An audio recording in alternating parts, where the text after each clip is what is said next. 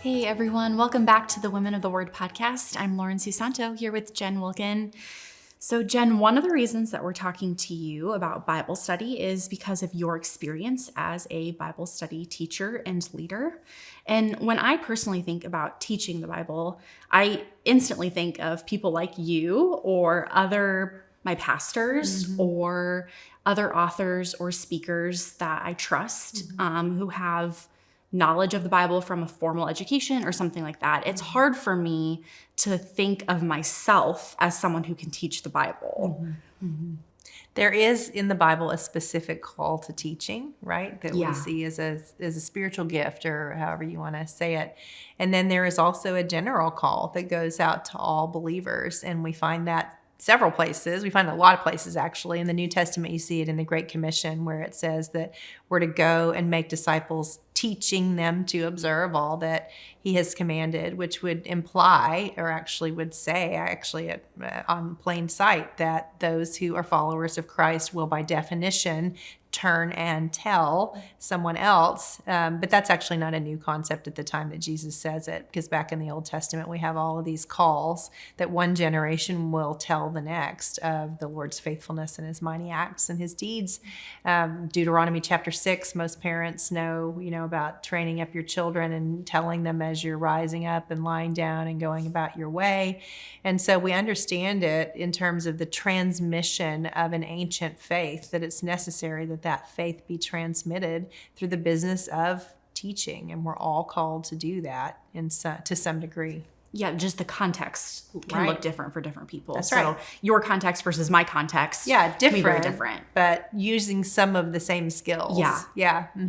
So I think it might be helpful in this episode if we give some tips for different people in different contexts on how to teach the Bible. So maybe let's start on just a one-on-one context, which might be the context that I personally find myself in the most. I'm not necessarily going to be standing on a stage talking to a bunch of people about teaching the Bible, which is fine by me. But it would be very common for me to be with a friend of mine going over something that we're reading together or learning together, or in a small group context. So what kinds of tips do you have for people like me who find themselves in just a very normal one-on-one situation with a friend or a neighbor? Okay, first of all, I would just say don't make it weird. Right? Can you imagine if you took what I'm doing on a platform and then you just dropped it into a one-on-one conversation? Yeah, no one wants to be talked at. In fact, as we move through this, you'll see that even as we get to situations that are large format, like I teach in, even in that setting where one person is talking to a lot of people, no one wants to be talked at. So this is pretty top of mind when it's just you and one other person. And so, don't make it weird. Let it be a dialogue. Let it be a conversation. And one of the ways that we always talk to small group leaders in my local church setting, which I think is also pertinent to those one-on-one times, is you don't have to be an expert. You don't have to have the answer to every single thing. What you need to have is a willingness to walk with someone and find the answers that you don't have and help have some shared light between the two of you. So when you're in a one-on-one setting, one person is probably not authoritatively teaching another in any kind of lecture setting, but you can have some sort of more authoritative teaching piece, like a curriculum that is leading you through, or maybe you're both listening to the same teaching and then you're discussing it and trying to have your own reading of the scripture knock up against that, so that you can say, do we think this is accurate? What do we think was most helpful? What do we wish had been talked about?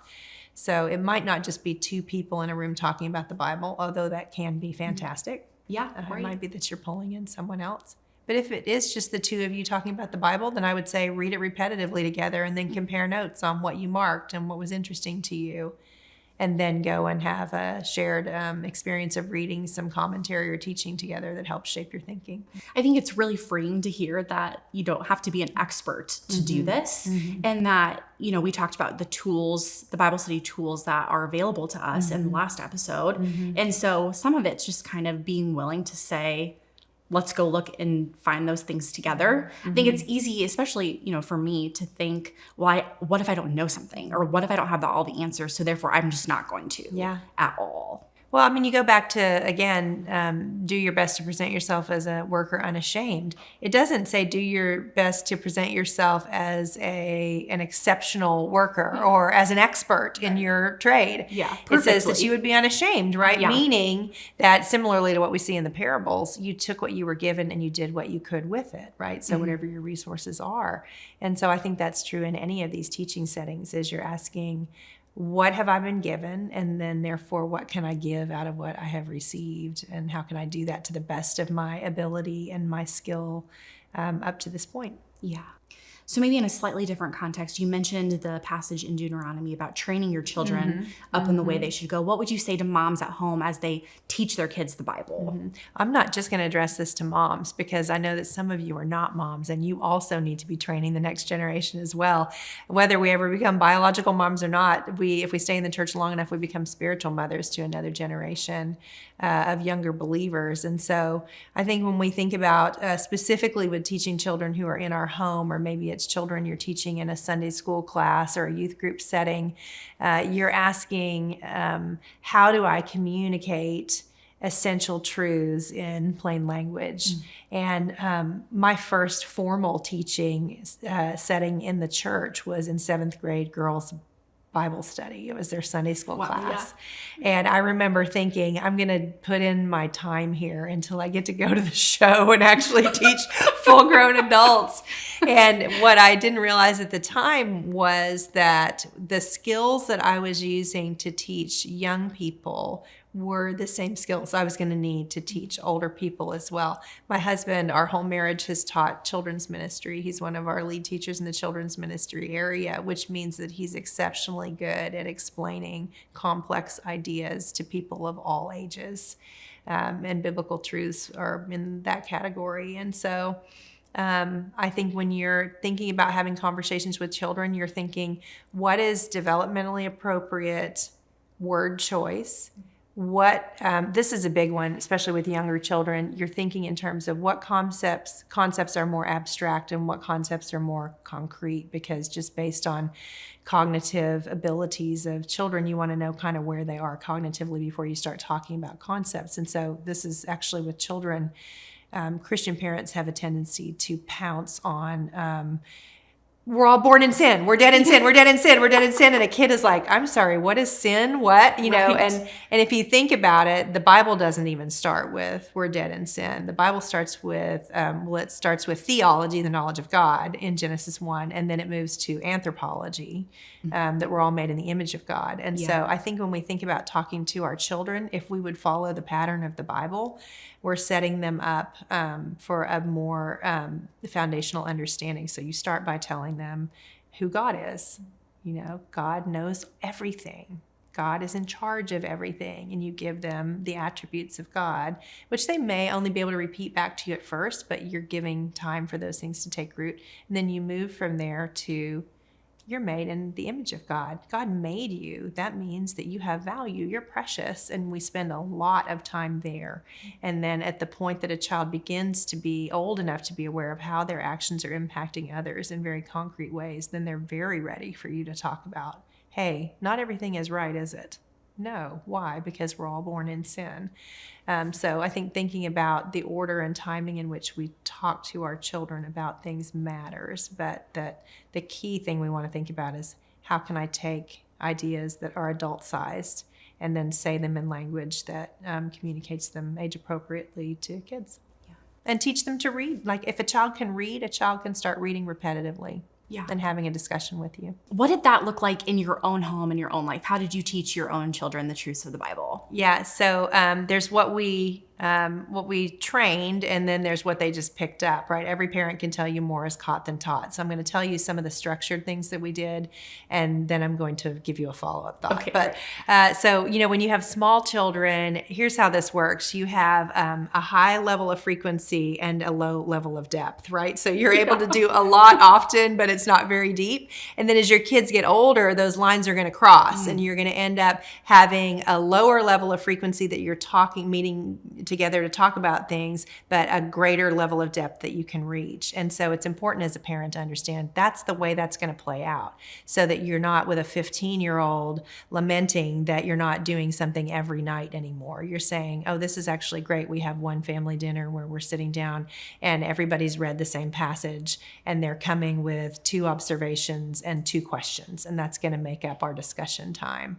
So that's kind of what it looked like in our home. When the kids were little, it was little bites of things. We tried to teach them the big story of the Bible, which I think is a huge gift to give to your kids. A lot of adults can't even tell that, right? Yeah, right. We tried to teach them attributes, and then as they got older, it was let's read through books of the Bible together and discuss them to the degree that was age appropriate for the kids at a particular age. So those are the structured things. Okay. We never said you have to sit down every morning and read your Bible. We never said anything, that formulaic. But I really think that the reason that the kids developed a regular pattern of interaction with the scripture had everything to do with having seen Jeff and me do it regularly. They just knew it mattered to us. And so at one point, Jeff moved his time in the scriptures to later in the morning because he realized he was doing it before the kids got up. And then it would be good for the kids to actually see him sitting at the table and doing it. So if you're thinking through, like, what are they watching? With me, I'm like always mumbling in my bathrobe trying to put some study together. They were seeing me do it all the time. But for him, he thought deliberately about how to model that for them too. And that I think that had by far the bigger impact is it's that whole, why do they love this? Maybe I should love this too. And just that idea of setting expectations and knowing what is helpful and appropriate for your children at a specific age and kind of changing that as they get older. And yeah. And paying attention to the individual child's abilities and needs obviously plays a big... not a one-size-fits-all That's kind right. of thing. That's right. But what you really don't want is a ton of just me and one child. Sure. As much as you can all be together, because then older children are helping younger children and they're understanding that principle we've talked about again and again in this podcast of this is not something that's primarily done on my own. It's something that I enjoy coming together and doing with others. Right. But just because something worked for your family does not mean that it has to work for somebody else's family, but keeping those overall principles in mind of teaching the important things, like you said, the attributes of God, the overall storyline of Scripture, bringing in Bible stories for them to read on their own. When showing it's them how to look things up in the Bible on their own. Giving modeling them, it for yourself. Skills, just like how do we find 1 Samuel 2:15, Showing them how a Bible works, having their own copy that they own that's their very own. Right. That kind of thing. Right. Not leaving that for the Sunday school teacher to teach them or the church to teach them instead. So. Yeah. Okay, so maybe now let's talk about if you are a small group leader. Yeah. What are some tips that you would give to the small group leader? Let's start with maybe how if somebody is not a small group leader, but they think they might want to be one, how does somebody know they're ready to be a small group leader? Let's start there. Well, if they feel terror in the pit of their stomach and they still keep looking into it, that's generally a good indicator. Yeah. People are always talking about calling and you're like, how did you know you were called to this or called to that? And I'm like, man, I didn't. I just walked toward the need. I saw that something needed to be done and then I looked over my shoulder and thought, oh, I guess I was called to do that. And I think that's true for all levels of ministry, and that small group. First of all, I do want to say for those who are thinking about or who are already leading in a small group format, I believe with all of my heart that that is where the Bible literacy crisis is addressed effectively over the long term. I don't think that the majority of the heavy lifting on this happens with me standing on a platform talking to 200, 800, 1,000 women. I think that has something it can do. But I tell my own small group leaders in my local Bible study at the end of every year that this Bible study is not a success because I'm a good teacher or not. It's a success because of the work that's happened in that small group. And I am not blowing smoke, because if you've ever been in a bad small group, I'm right. It doesn't matter how good the teaching is, you're never going back. Right. And so a small group leader, when she understands herself as a co-learner and a facilitator, instead of, again, as having to sit in the seat of the expert, then that opens up a lot of freedom for her to step into that role. If she has access to good good teaching resources that she can pair with just being that facilitator, then she gives herself a ton of permission to be the person who, if there is a question that they're having a hard time answering, she says, I don't know, let me look into it and I'll get back to you. And the group understands that she has a position of authority where she is the one who can make sure that she has access to the right places to go to get answers to questions. But the key element that she is going to perform is she's going to keep the conversation going, and she's going to know how to keep them on the path and they don't wander off down on a rabbit trail. Or if someone says something that you're like, oh, that's not the answer, she knows how to gently steer things back onto course. And she is doing a really important work of taking ideas and bringing them down to the ground level in face-to-face interactions with people. And so she's going to know whether the curriculum questions that she's using are good questions or not, because she'll have an immediate feedback loop from the way that people answer. And then she's going to course adjust. So it is to say that space is mission critical doesn't really even do justice to what it accomplishes, because that is where this really changes, where people do the work together. You hit on a few points about facilitating conversations, the role of a small group leader in facilitating conversations. What do you have tip-wise for people on how to do that well? I think sometimes that can be such a hard thing to balance. You want people to feel like they can contribute, but you also don't want it to kind of devolve into something that it's not. So I know probably every group is different. Every small group leader probably handles that a little differently. Are there some good principles that small group leaders can keep in mind as they do that? Yeah, there are some similarities, and some of this will be what people are accustomed to doing before they come into a group that's more literacy focused. And so it's a resetting of expectations. We're going to have a thought level discussion. It doesn't mean that we won't talk about how we feel about what we're learning, but it means that we're going to keep time to talk about the things that we're seeing in the Bible. We're going to keep time for our thinking to be developed so that our feelings will be informed by our thinking. So you wouldn't necessarily have to say that to the group, although that is an expectation that we set each semester in my own study, as we say, I do want your heart, but I really want your mind, because I know that you know how to bring your feelings intuitively to this conversation, but you may be less intuitive about having a thought level discussion. Some women have never been invited into a small group space where there was a focus on a thought level discussion. And so that means you might have to guard, you probably will have to guard things like prayer requests and prayer time. You'll have to talk about, we do want to hear your story, but your story shouldn't consume the small group time.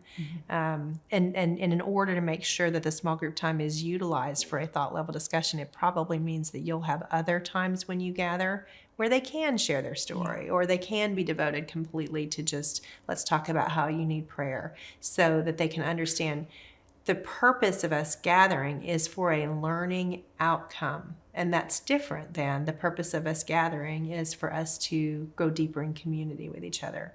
Now, spoiler alert, women are going to go deeper in community with each other, even when a learning outcome is your highest stated goal. It just means that you're not going to make it your highest stated goal. And that can be a real course shift for women. So, the leader is going to be thinking through just typical group dynamic concerns, like what if you have someone who's an over talker, whether that means they're shouting the right answer before everybody else can, or whether it means they keep interjecting their story, or whether whatever, who's the woman who never says anything? How are you going to draw her into conversation? What are you going to do when someone says something that's straight heretical into the middle of your, coffee cups, and you've got to figure out how to steer it back to something that sounds more orthodox? Maybe talk about that just for a little bit. I feel like that one makes me really nervous. Yeah, it should. And it's the worst. I've been in groups where that's kind of happened. Yeah. And everyone's eyeballs kind of get a little awkward bigger. Silence. And everybody looks around who's going to be the one to say something? So what's a good way for a leader to kindly, because you don't want to hurt people's feelings or be rude or mean. But at the same time, you also don't want that idea, if it's blatantly wrong, to be shared as truth. So, and also you want these groups to be places where women feel like they can say, I don't know if this is right or not, but I think it might be this. They need to have permission to test drive an idea that might not be, I'm going to mix metaphors, fully cooked, right? They want to try something out and see. Yeah. And that is what this group is for. It's for us to learn in community with each other.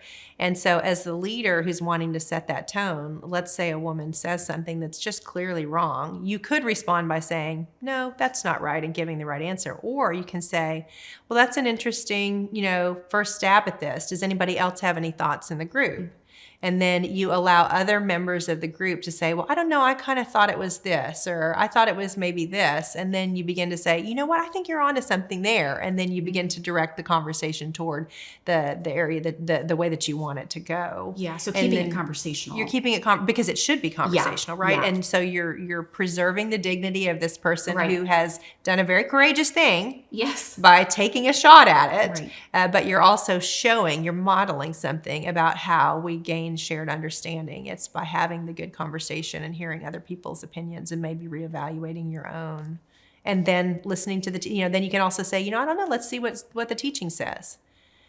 Which brings us to another important element of this. If at all possible, I would have a small group discussion before you look at commentary or listen to teaching. Because if you place it after that, they will only talk about what was taught. They'll only talk about the commentary piece. They won't do as much of a thought process, experimentation process with their own thinking.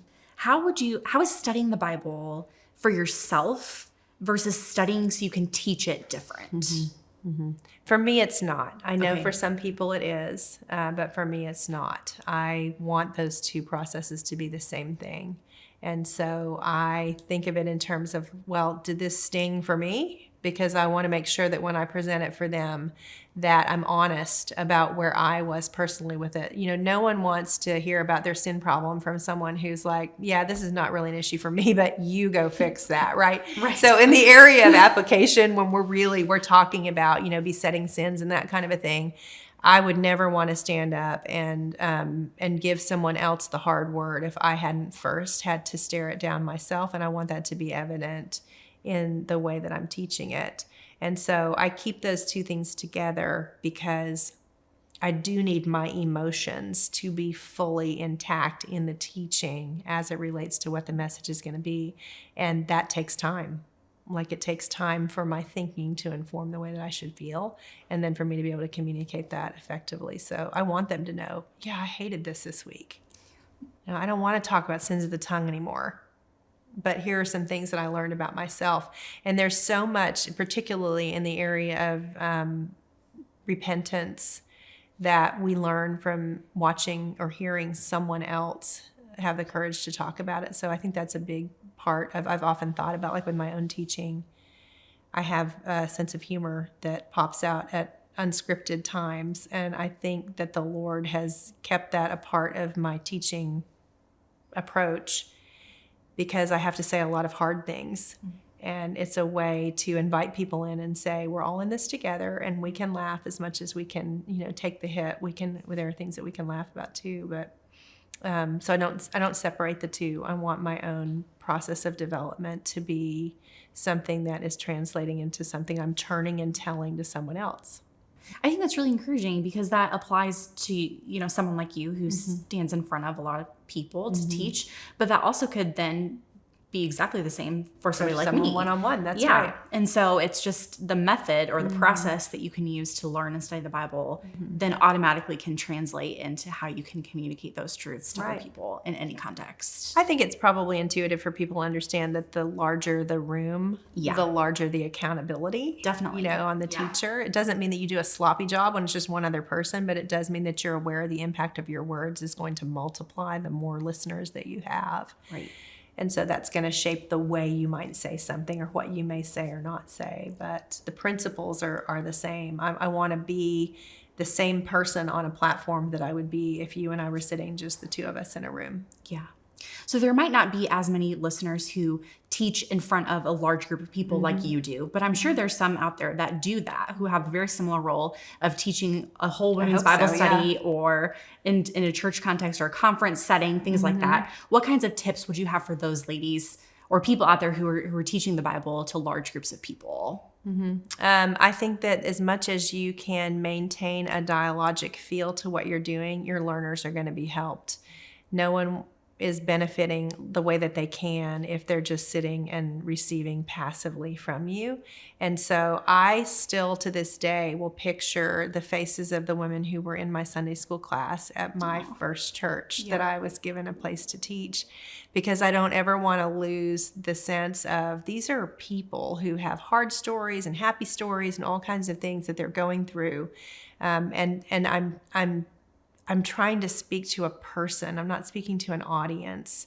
And obviously, you're not going to be able to hit everybody where they are. But the more you don't go beyond your own experience, and start trying to like teach something you haven't learned yourself yet, the more likely I think you are to be able to be empathetic in the way that you present things, but also to be conversational. People are going to have different presentation styles. I have a very conversational cadence to the way that I teach. That just is what it is.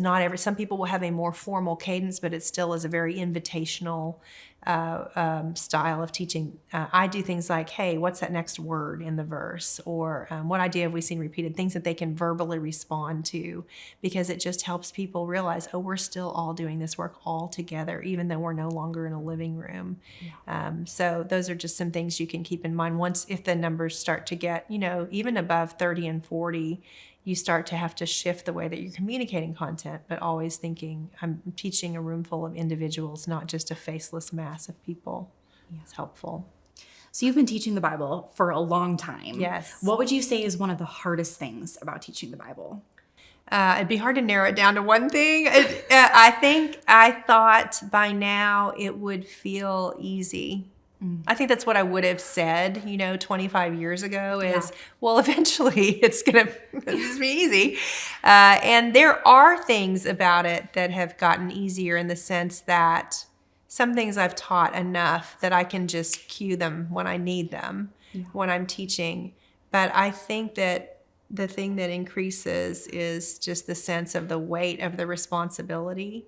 And who, like Augustine in his Confessions, who would ever think that they could possibly capture who God is in human speech? Like, who would even dare to try? And then he says, he balances with it, but who that knows you would dare to remain silent? And I think that's, I just still find myself there 25 years later is terrified to speak and compelled to speak. It's that fear and fearlessness. And so that's hard, but it's also, I think it's the right kind of hard. And I'm sure you wouldn't do it if you didn't love it. So what's one of the best things that you found about teaching the Bible? People are so funny. They will apologize for offering encouragement. They'll come up and say, I'm sorry, I know you hear this all the time, but. And then they will tell you the most beautiful expression of gratitude that is not rooted in, I think you're amazing. They will say, I took these tools and I went to my church and I started this with a group of 3 women, and then it was a group of 10, and then it was a group of 30. And then the whole culture of studying the Bible changed in my church. And I hear that and I can't believe it. Like, I can't believe that happened. I should. That means I'm faithless, right? But I've thought about like people who are performers and they perform a song set and then they go home, and I'm sure that they receive encouragement that they're gifted or they're talented or whatever, but that's not the kind of encouragement that I get. I took this and I built something with it, and that's something that's bigger than just any one particular meeting time where you open up the scriptures. That's something that could represent a legacy, in a particular church across years. So that will keep you studying, I'll tell you that. Yeah, definitely. So you kind of mentioned how people have encouraged you that you found really helpful. Yeah. For the listener that thinks, man, I also think that the lady that leads my Bible study is so helpful to me. What are ways that people can encourage their own Bible study teachers and leaders in their own lives? Mm-hmm. When you hear them teach something that impacts you, if you can, it's one thing if you go up like immediately after the teaching and you say, you said this today and it was profound and I wrote it down and I'm going to really think about that. Giving specific feedback on things that were helpful is enormously helpful to a teacher. I would say a teacher also needs negative feedback, things that they need to improve on, and you need trusted people who are going to give you that.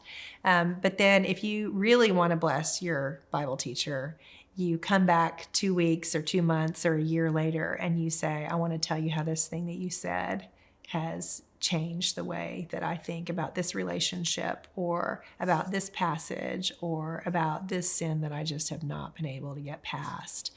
And that's where, for the Bible teacher, it's that right orienting of, well, I know that wasn't my words. I know that was something bigger than me. And then it keeps you, I think, in the right posture, I hope, of humility and also just compulsion, like, I got to get up there and do this again.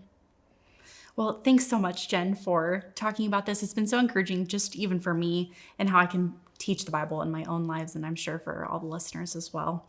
So thank you, too, for joining us for this episode of the Women of the Word podcast. Join us again next week for our final episode where Jen and I will talk about why Bible study should always lead to worship. And if you found this conversation helpful, make sure to subscribe so you don't miss an episode, and we'll see you all here again next week.